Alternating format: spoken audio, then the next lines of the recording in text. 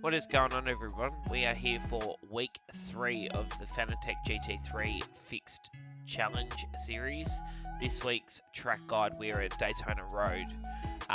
The time of day this week is set to night, so normally when we have a race that's at night, we still do a day session to give you the markers, but Daytona is a little bit unique in the way that it's very well lit, so we thought we'd give it a try with the night session this week, so we appreciate a little bit of feedback if it worked, or if next time you just want to continue them in the day to get more understanding of what's going on around the track. I just thought it might be good with some of the lights lighting up and stuff to actually be able to see where you're placing your car a little bit different. So other than that, thanks for everybody that's been subscribing to the channel, commenting, reacting to the videos. It means a lot, guys.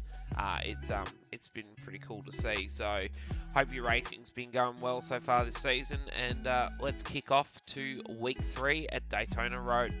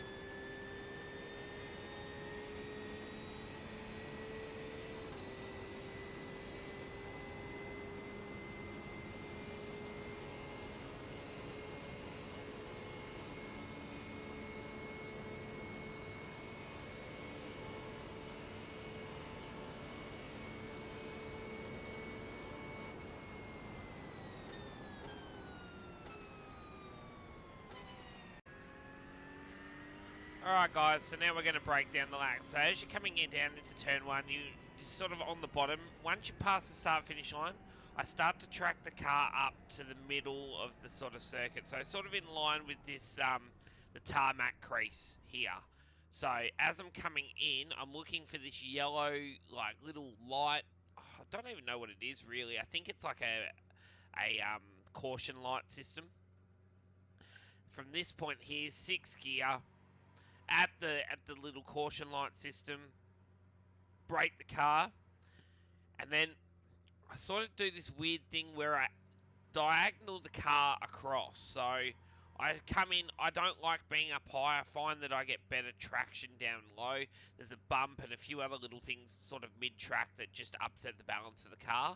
So I kind of come in on a diagonal angle, and then it's just like a casual down through the gears. And then what I do is I sort of apex this white line right here, and then I let the car track out wide to just past the crease here. And then I start to turn the car back at the corner once we get from the bitumen to the concrete change. So once I'm at that point, that's where I start to turn the car back at the corner, get as close to this tyre bundle as possible on the exit, and wrap it around so you're nearly on the grass with the white line. Once you get in line with the Ferris wheel, you can pick up the throttle full noise, up through the gears, over this curb, over this curb. The car's going to set. Sometimes I just have to slightly lift over that second curb just so the car doesn't push out wide onto the grass. Then you want to come in, and I don't go right to the edge of the track. I sort of go in line with the crease again. So I sort of like place the car in the middle. Now, it's something I've always done, and I just feel that I get better drive off if I'm not so wide. I feel like if I'm right up against the white line on the edge of the road, the car just doesn't seem to drive off the corner as well. So it might work for you guys, but for my driving style and how I sort of maneuver the car, I'm finding that sort of midline is the perfect amount. Brake at the cones on the inside, the very first one. Turn the car in at the corner. Once you sort of get in line with the first white stripe on the left-hand side of the fence. So once you get to that point, start to turn the car at the corner. Now, I kind of missed the start of the apex slightly. I come in at sort of like a little bit of a deeper trajectory here to sort of the crease in the road again. And then I turn the car back at the corner when I'm in line with that sort of coloured pole just by the Ferris wheel. And then I clip the apex right at the end of the curb. And I focus on squaring the car up as quick as possible and getting a really quick drive out of the corner. Let the car track right out to the edge of the road. Little tiny bit of curb at the end. It's not going to hurt the car. Up to third, up to fourth, up to fifth gear. Turn in flat. Don't lift here. Just have confidence. Turn the car in. Just clip the curb on the inside. And then set yourself up right here not in the middle. You're towards the left-hand side of the circuit. I'm using the first cone on the right-hand side as my brake marker into the corner. And as I'm looking towards the corner, I'm aiming for the end of the toilet block on the left-hand side. So I diagonal across the track. So I come in at this trajectory here, brake at the start of the cones on the right-hand side, let the car run out to nearly just past the crease. So to this point here. And then I start to turn the car at the corner. From this point here, I sort of follow the crease till the car's nearly in line with the curb, like the start of the curb. Then once I'm in line with the start of the curb, which is about here, then I start to turn the car at the corner. Rotate the car around, clip the apex just as you sort of line up with the blue wall, and then pick the throttle up. Let the car square off the corner. Gets a little bit tight here, but you can do it. Up through the gears to fifth. Now, as you're coming down here, set yourself up on the right-hand side of the circuit. The brake marker is 5 cones from the end, which, when you're driving full speed and you've got cars around you, I understand that it is quite hard to pick that one cone in a cluster of cones. So I kind of look at it this way. It's like 2 car lengths from the edge of the curb sort of thing. So if you know that you're sort of in that sort of area, then you'll be fine. So back to third gear.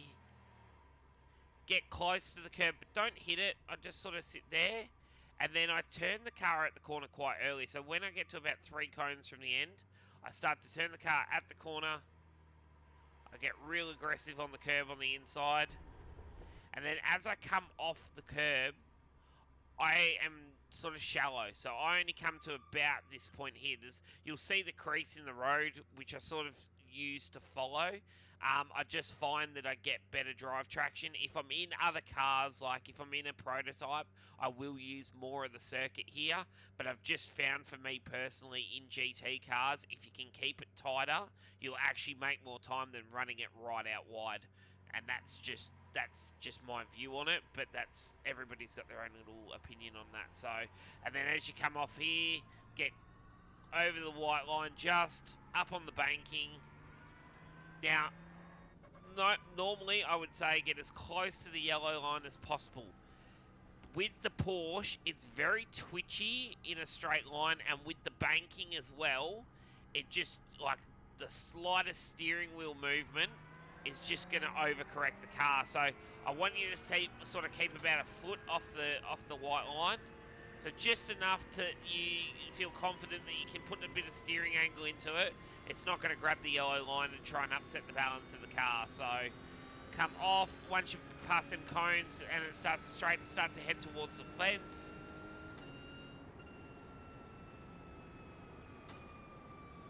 Going back to fourth gear. We are using the caution light again, which we've just gone past because it's too high in the sky. Let's just go back.